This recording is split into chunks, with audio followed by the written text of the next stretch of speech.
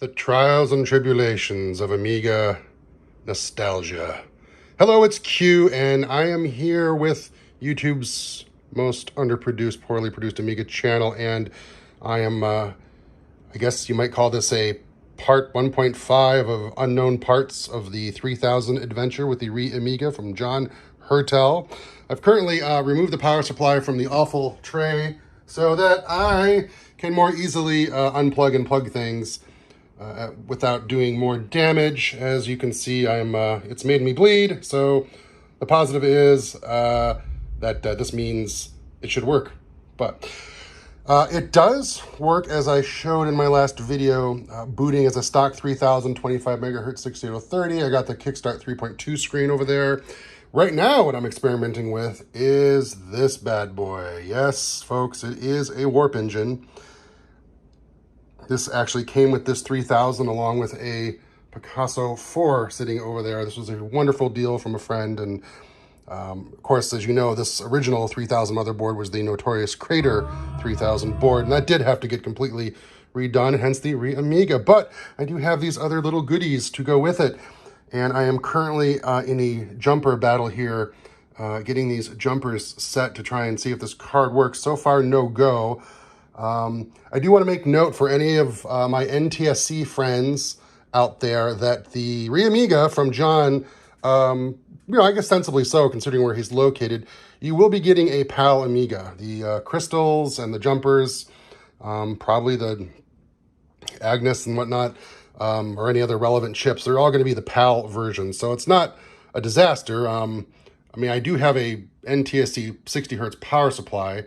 Now, while it didn't blow the Amiga up in regular stock Amiga mode, which was good, right? Because that would have been a bummer. And I do have my ViewSonic, which actually all of my monitors can do PAL mode, so that's not a problem either. So I'm fine with that. I'm fine with the PAL Amiga, but I'm wondering if that may be the cause that this card is not working.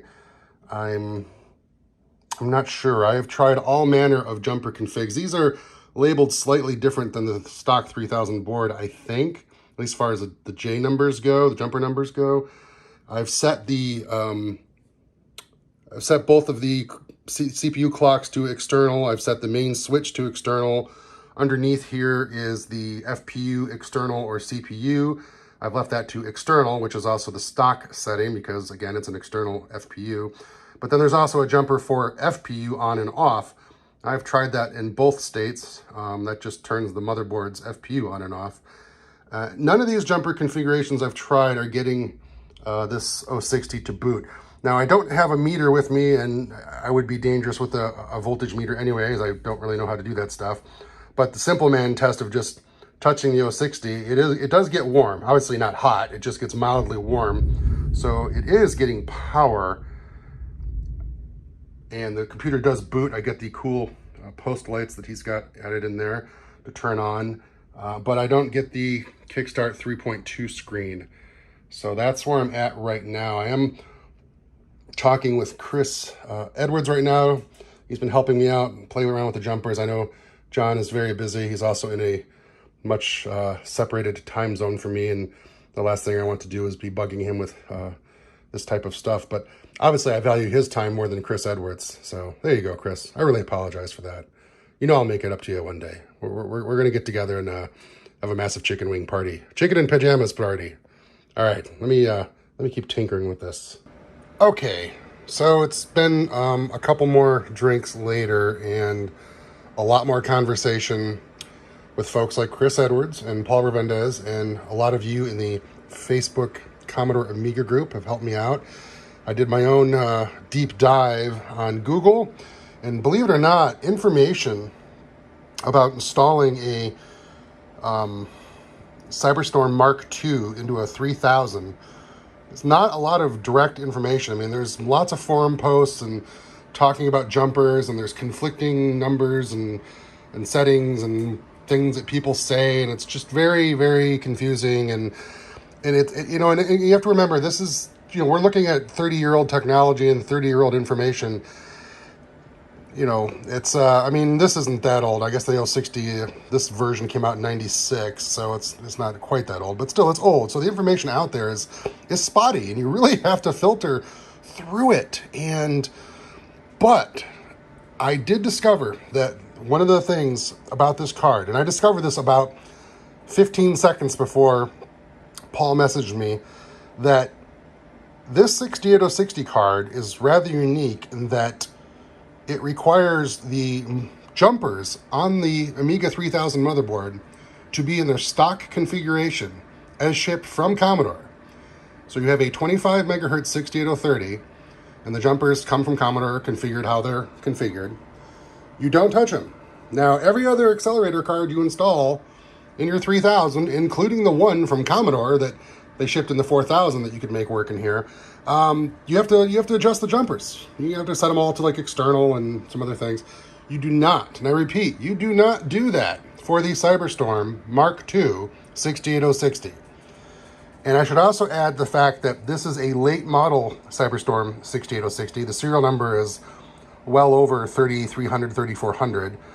So it doesn't have any of the issues with the Super Buster 7, which this Amiga 3000 has. Now, I do have a Super Buster 11 on its way, but I honestly don't need it. So if I don't need it, I'm probably not going to use it, and I'll just stash it away because we know how rare and expensive those are getting. This addresses those issues. I do have a Picasso 4 sitting over here that will go in here at some point. But I just wanted to make an update as we're progressing along in this video here. And yes, going against my own normal videos where I'm editing again because I have to edit because this is just a huge project. This is one of the largest things I've ever tried to tackle on this channel. I usually don't get into this type of technical stuff, and as you can see, oh my gosh, this is... I really apologize to those of you out there who are maybe just screaming at me or wondering why is this man? These are the kind of guys that just ruin this. I'm doing everything I can on the fly to get this up and running. I've got twin floppy drives stacked in each other. I've got the power supply out over here because the cable's so short. I've got a anti-static bag separating the PSU from touching the Amiga. It's just nuts. It's what I had to do to get this running. It's been an entire day process to get to this point. But finally getting the jumpers and confirming that those jumpers do need to be in their default positions, and then plugging this card in, and then switching the onboard kickstart jumper back to 3.1 because the 3.2 discs I have were, of course, asking for those library files, and I just can't give it because I don't have a hard drive and the storage for it, and the floppies can't fit all that stuff. So I went back to the 3.1 jumpers, which allowed me to put in a Workbench, well, 3.0 disc, because that's what I had on hand, which ultimately allowed me to get into Workbench with this thing running, to which I immediately was greeted with a booting Amiga, but also, look at that. That's what we want to see.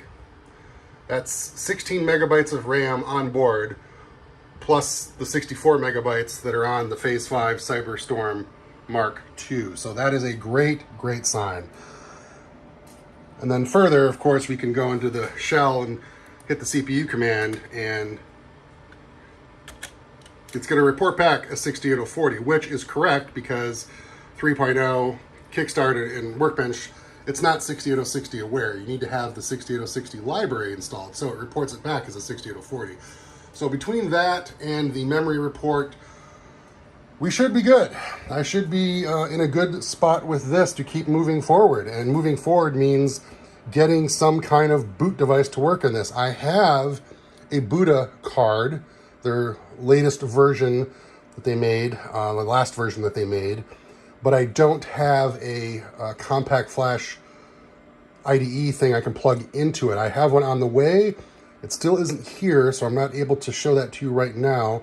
I do have one of my Facebook group pals, hopefully maybe sending me actually some original SCSI hard drive options, so I could even go and use the onboard SCSI and install this like I guess, you know, a true old school Amiga with off a floppy onto a SCSI hard drive. And then maybe I eventually figure out the IDE compact flash thing as a way to transfer files from the Amiga to the PC and the Mac, back and forth. If my compact flash adapter arrives, I can, and I will try to get the Buddha hard drive running, and I'll use WinUAE in Windows to configure a 3000 install on that compact flash card and put it in and get this 3000 finally up and running. I mean, I'm really excited about this because, again, this was my first machine that I ever purchased to actually try and make a career. This is my workstation, my killer Amiga, and I'm really hoping to get this going because this is the machine I would like to use to make future videos when I'm going over software like Lightwave and Imagine and Vista Pro and Scene Render, all those 3D software I like to go over. I've been using my 1200 for that, but the 3000, of course, has the flicker fixer built into it. The Picasso 4 has a flicker fixer built into it. So when it comes to capturing this output, I'll have a nice clean VGA output with no interlace. And currently I use my 1200 going into a converter, but it still outputs an interlace signal. So I have to use OBS's deinterlace tools to get rid of that interlace flicker, the judder, and the shimmering, and it just doesn't do a good job. You see all this like pixel shifting and weird stuff happening. So if I could get a nice clean signal out of this 3000, this is going to be, this will do wonders for my capturing of software. So that's my goal, why I'm spending so much energy on this. Not to mention, I want to revive a 3000, and 3000s are one of the sexiest looking Amigas out there. I think it's one of the better designs. It's the one that really lit a fire on my ass to get the money to get the money together to buy one, because it just had so much potential and expansion. And while it did have that little issue with the toaster, there were workarounds for that. But eventually, New Tech released Lightwave as a standalone product, and you didn't need a toaster to run it. And that's when I really it was like, okay, I've got to go this route. So this is going to conclude, I guess, part one of what did I call it? Part 1.5 of this Amiga 3000 revitalization project. The motherboard from John Hertel. I've gotten tech support and help from Chris Edwards and Paul Rezendes and a lot of you on Facebook, and I'm slowly and surely making my way there. As you can see, it is a mess. I'm not a professional. This is not a well-produced channel on YouTube and a guy who knows what he's doing. Do not do what I do. You can just witness what I do, and if it works and it works out, then cool. I can keep moving forward and we'll have some fun. So for now, this is where we're at. We've got the system recognized. We've got the memory recognized. I just need to get a hard drive in this puppy and keep pushing forward. I'm sure this Picasso card will be a whole other adventure. Okay, thanks for watching, guys, and stay tuned.